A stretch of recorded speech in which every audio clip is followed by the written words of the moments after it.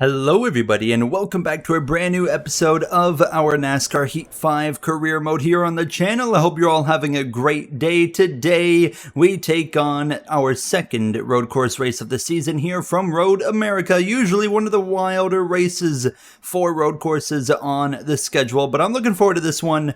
We've always run pretty well here. Shane Van Gisbergen's back in the field this weekend in the quad log number 10 for Colleague Racing in that Honda Civic, as we as usual have our next level racing colors on the car. And you guys know I love to plug my next level racing partnership. If you use my code in the description, code GOIN25, you get a 5% discount on your next level racing orders for sim racing gear. As we head out of turn 1, down this run into turn 2, and throughout this qualifying lap, we're going to talk about some more updates coming, specifically about Chase Elliott, and not the rumor about him starting his own team, but he's still in the conversation mill, as his crew chief, Alan Gustafson, has apparently been basically given a notice or a warning to kind of figure things out for this number 9 team, as they have had a car capable of winning 2 to 3 races this season, and that's really over just the last 4 or 5 races.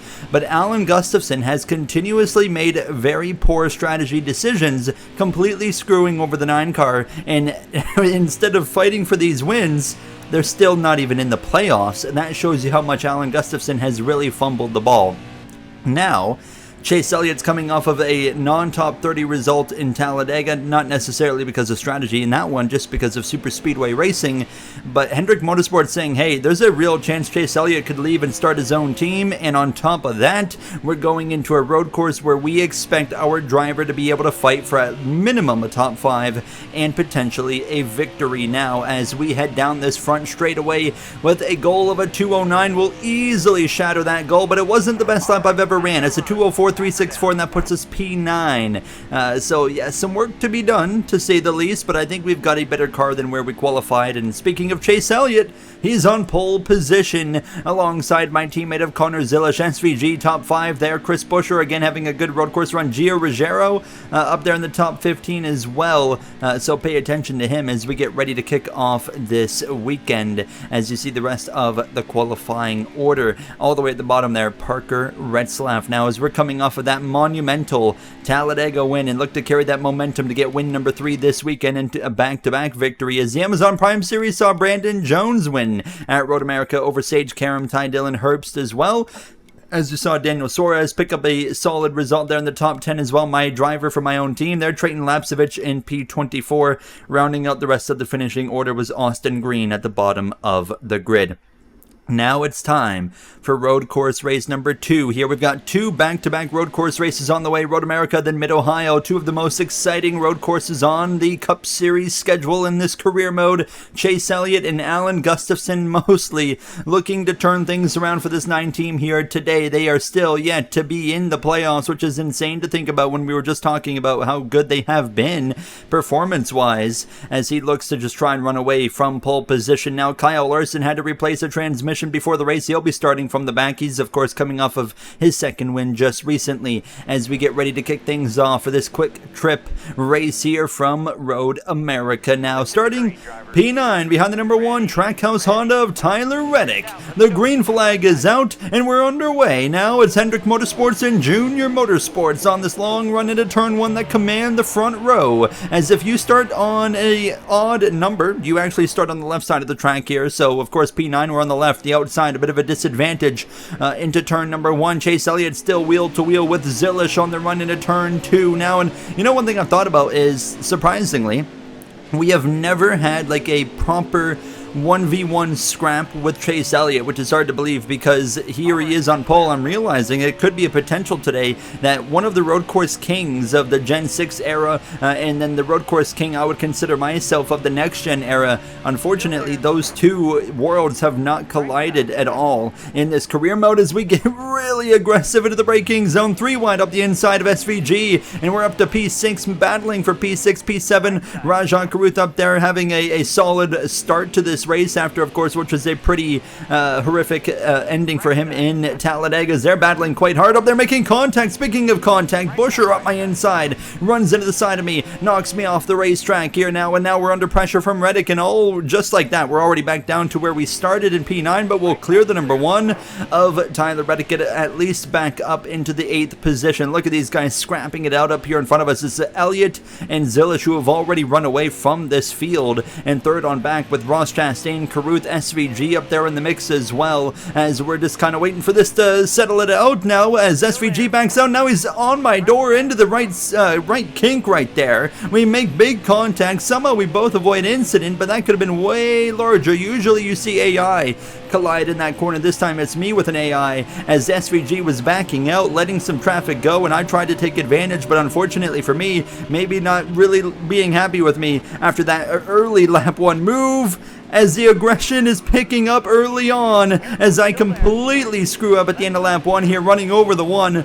of Reddick into turn 1, but trying to be sportsmanlike, I actually back it down and let Reddick keep his track position. I was just trying to follow him into turn 1, and I thought I braked pretty well at the same time. It's just he got on a lot more brake than I did, and unfortunately I completely ran him over, but like I said, it was crucial right there to allow him to keep his position as we continue after a wild start here and just 1 lap complete. It's been chaos already as we go side by side with the 1 car. I mean, the reality is, I mean, we've had more chaos here in a lap and a half of Road America than we do on some of the ovals throughout the season. But we cleared Tyler Reddick into my Canada corner, and we continue to move forward now into P8, and not a good start to the stage. Of course, only 4 laps in stage 1, but this is such a lengthy circuit, but the mistakes continue as I actually overshoot turn 1 with 2 to go, and I give that position back up to Tyler Reddick. So now, just like that, we're back down to P9. But one of the things that's at least building my confidence for this race is I've had a terrible stage, and we've still at least maintained where we started. So as we come through the kink here now, looking for a good run down the straightaway, we'll pull out to the left side. We'll try to go around the outside of Reddick. He actually backs out. He lets me have it. So we once again will take P8 as we continue on to the now Canada corner to run down SVG, Busher, Alex Bowman, as well as Carruth, all up here in the conversation as we come to the final lap now of stage number 1, right on the back of this quad-lock Honda Civic of SVG, Shane Van Gisbergen, of course retired from full-time Cup racing last season. He's actually gone back full-time in V8 supercars over in Australia, as he of course is doing some select races on road courses, but don't rule out an oval either this season on the Cup Series schedule for him. I am so excited to race against him at Trackhouse in NASCAR 25 career mode. That's going to be a lot of fun, but obviously still another almost 2 months away as we continue on this final lap to just kind of look for the opportunity to maybe catch this number 10 quad-lock Honda. Lacking a little bit here as Chase Elliott's running away with the stage victory. Alan Gustafson's job's easy right now. He knows the 9 car is probably the best in the field, so his job should be pretty easy today as we head down to the final half of this lap now. And here we go through the kink, a not so great run, so I have to back out of the throttle. I was hoping to get a better run through there, but we still could make a move into Canada corner here as we head down the long straightaway, get on the brakes just a little bit later than the 10 of the inside, leaning on his door a little bit. Great racing, hard racing here as we'll go for P7 through the left hand to the penultimate corner. SVG is going to give it up. We move through into P7 as Elliott at the top of the hill takes stage 1 over Connor Zilish, and as we head up the elevation ourselves, it'll be P7 in stage 1. We started P9, had a really rough first 2 laps, but we rebound pretty well to gain 2 positions overall into P7. Can't really be disappointed with that. And as well, I mean, we gain on Kyle Larson, who we're fighting currently alongside in this regular season championship battle, of course, with him starting at the back of the field. Everybody's going to pit for 4 tires and feel. Corey Day's having a nice top 20 run right now, and Kyle Larson's gotten up to 31st. Ryan Blaney having a rough run in 32nd. We still have yet to really see much speed out of Ryan Blaney this season, which is interesting because I haven't really changed his rating in between last season and this season, and he was so fast last season, so I'm pretty surprised to see the lack of speed out of that 23 now as the green flag is out. Stage 2 underway here from Road America. We got 1 extra lap here, as usually the second stage, it's kind of like stage 1, pretty common. Then that third stage, it really kicks off. Now, you might not have noticed the 7 car, the part-time Junior Motorsports fielded entry here is actually Connor Mozak, so of course a road course ringer, actually driving one of our JRM cars here this weekend as well. I mean, you could argue that, I mean, we've got 3 road ringers of the 4 drivers. Hocevar is not really a road guy, but Connor Zilish, of course, is obviously a road guy, and we have a very strong resume on road courses as well. We are the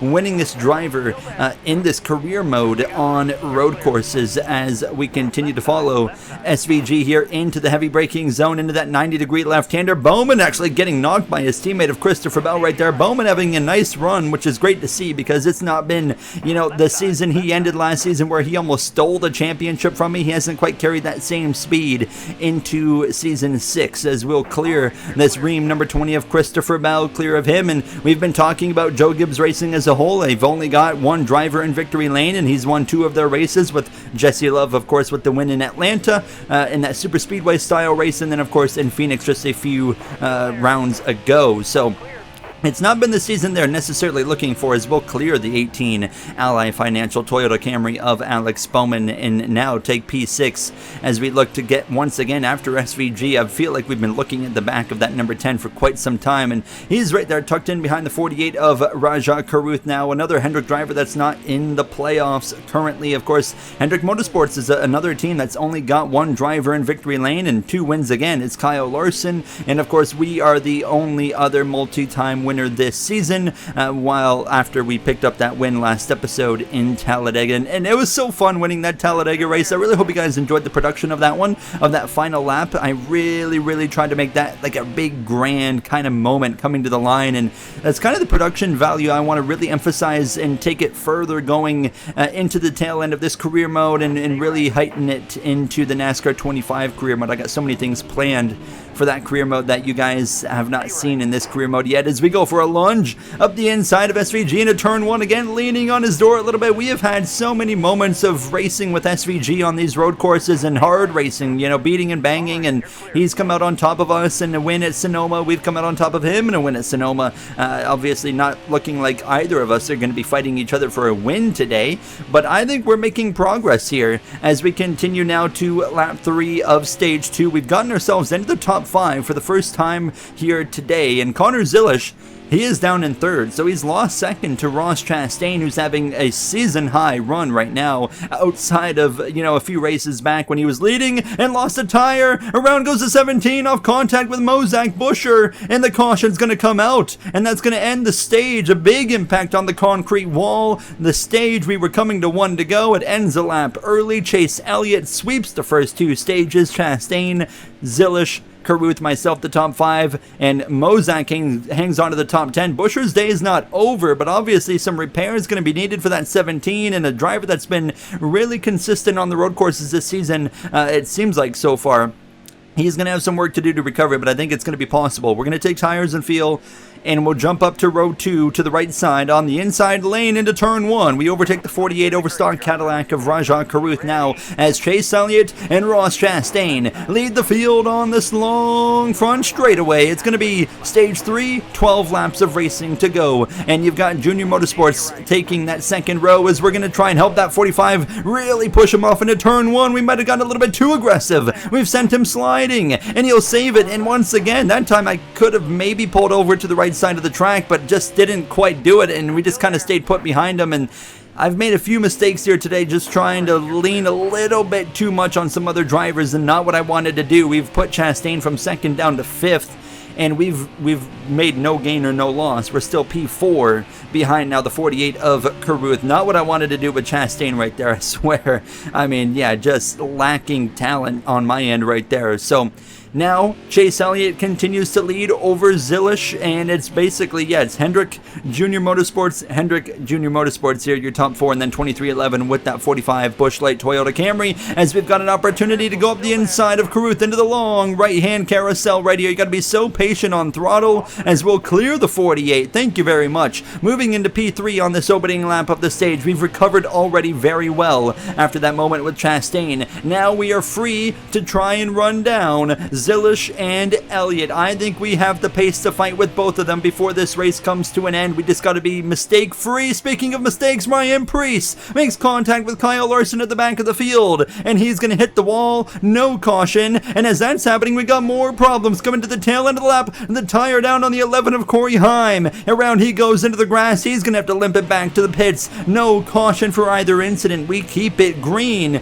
Two drivers with big trouble on the first lap of stage 3. We always talk about things kicking off in stage 3 at these road courses, and sure enough, I mean, it's living up to that typical hype that we always see here as we continue in third position. And now for me, it's just focusing on, like I said, mistake-free laps here to run down Zilish, who's not that far off of that Napa Auto Parts Cadillac of Chase Elliott. Zilish, of course, already has a win this season. Could we see 4 consecutive races with repeat winners this season? That would be one heck of a turn of a tide, of course, compared to what we saw in the first 6 rounds of the season.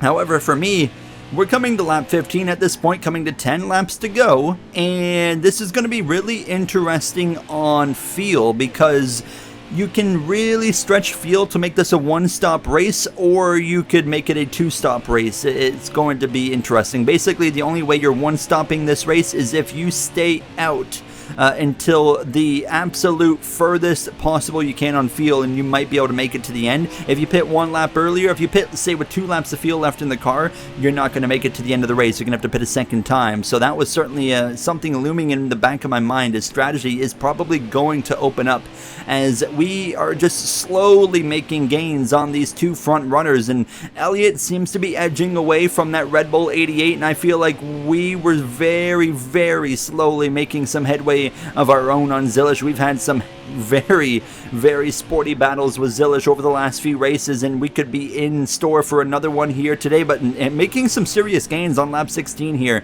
on the 88 and through the kink. Look at the gap. I mean, we have reeled him right in, and it's clear Elliott's driven away from this 88, who's kind of struggling a little bit now as we're right to the back of Zilish into Canada corner. Not in a position to make a move right there, but we're certainly in position to set him up for a move here in the next few corners now, as we're going to really focus in on coming to the end of the lap here to that final turn. The AI always take a bit of a wider line for whatever reason, and that allows you to really close up. And now as we hit the top of the hill, we have a run, we have some draft, we pull out a line, we'll get alongside our junior motorsports teammate here of Connor Zilish. 1 win on the season, 2 career wins to his name, 1 with Trackhouse last season. He outbreaks me into turn 1 and is actually able to stay ahead. That one surprised me a little bit, so we have to follow him a little bit longer, and of course any amount of time that we're still behind him is more time for that 9 car of Chase Elliott to run away a little bit. So as we continue in this third position, we've got no pressure from behind. Zilish right to the back of him through the carousel, through the kink. Once again a bit slow as the field light is on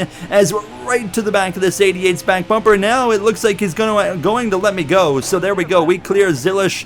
Thank you very much. A great teammate right there. We'll go through and actually tries to fight back briefly into Canada corner, but I was also pretty cautious into that corner. So we take P2.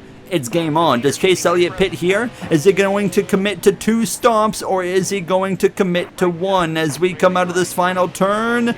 He's going to pit. Chase Elliott's in, and actually I'm looking at the lap count now. I don't think we can even make it on 1 stop. I think I was wrong, as we're going to come across the stripe, and we take the lead as Elliott and Zilish as well have both come into the pits. Myself and Karuth are staying out.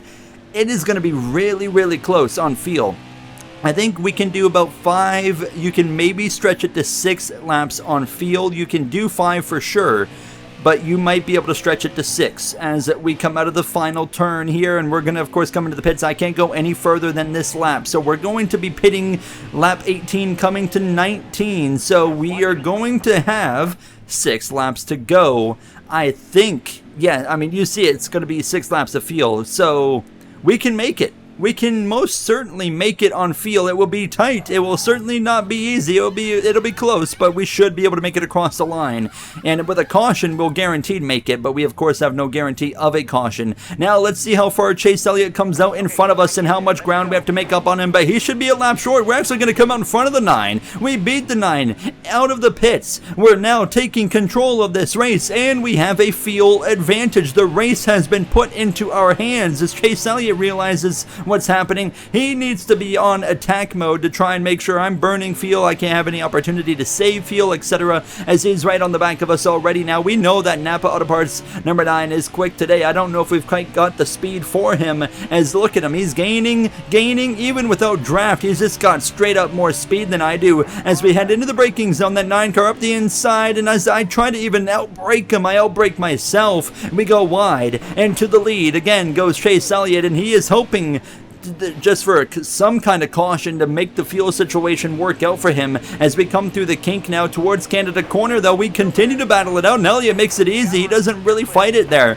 as we'll be able to pass him again and retake the lead into the right-hander, as Elliott's right to my back bumper just about, but back out in front. We're going to fight with this 9, and we have waited so long for this to happen, the entire career mode, to have a 1v1 with Chase Elliott on a road course, as we make a slip-up, a mistake, and that's going to allow Chase Elliott to come back at us. But what's the fuel situation? It doesn't matter. Caution's out. So it's going to be a 2-lap sprint as Elliott, oh boy, has Alan Gustafson screwed up again. Some drivers, all the drivers that pitted a lap later, including myself, are going to stay out because we can make it for sure with the caution. Chase Elliott and everyone else that pitted a lap or more before me have to pit, and look at all the drivers not pitting. And the reason for the caution is Joey Logano losing a tire. And now Chase Elliott is going to be out of the top 10 for a 2-lap sprint. Alan Gustafson, oh boy, what's his excuse going to be this time? Green flag is out. We're in command alongside the 48 of Rajah Caruth. We've got a mirror full of Shane Van Gisbergen and Christopher Bell on this long run into turn number 1. It's a 2-lap sprint as we dive deep into turn 1, but Christopher Bell, he's forced to 3 wide of the inside of us. He's taken the lead out of turn 1. What a move from the Ream number 20. I'm not a fan of it because it loses me the lead, but he catches us all off guard, dives it up the inside of Caruth, and makes it happen. To the lead goes Christopher Bell, and that number 20, can we run him back down before this race is over? We know we've got the pace for the 48. I don't know what kind of pace the 20 has. We really haven't seen him much today outside of earlier in the race, but the big story, not even myself, it's the 9 of Chase Elliott with 2 laps to go. We know he restarted outside of the top 10, and we talked about how it's been apparently a bit of a warning given to Alan Gustafson to clean things up on strategy, otherwise your job is at risk. And the very first race of this happening, he has made a huge fumble again on a race-winning car. This has got to be the 3rd to 4th time Chase Elliott's been in a race-winning car this season, and he might not even finish in the top 10 to top 15 as we come down through Canada Corner. And unfortunately for me, Christopher Bell, he's managing this gap. He's pulling away as we come to the final lap of this race.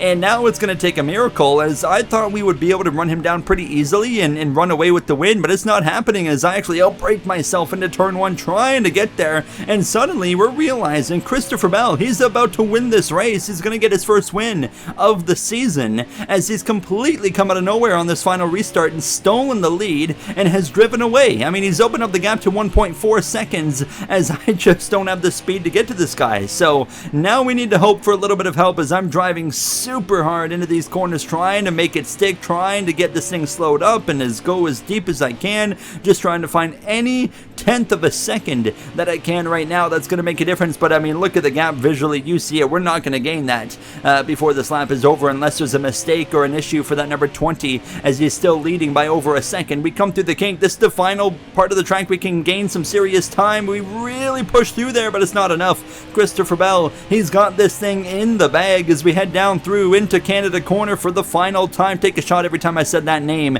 throughout this episode. Now as we come through the right hand, we've actually looped it around out of Canada Corner now, and that's just me trying too hard out of frustration at that point. We're going to get it back going. We might give up 1, 2, maybe 3 spots. Through goes Hocevar, the 48, Van Gisbergen, Gibbs as well. We'll drop from 2nd to 6th. That was stupid of me right there. Christopher Bell is going to steal the win in Road America on the final restart with a 3-wide move. He takes it. Welcome to the playoffs, Christopher Bell, your Season 4 champion as we cross the stripe P6. That is so disappointing how that ended. And yeah, I mean, What do you even say about that one? Chris Buescher rebounds he put into the top 10. Where is Chase Elliott? I think that's what we all want to know. Oh, he's not even in the top 20. He's not even in, oh, he's 25th.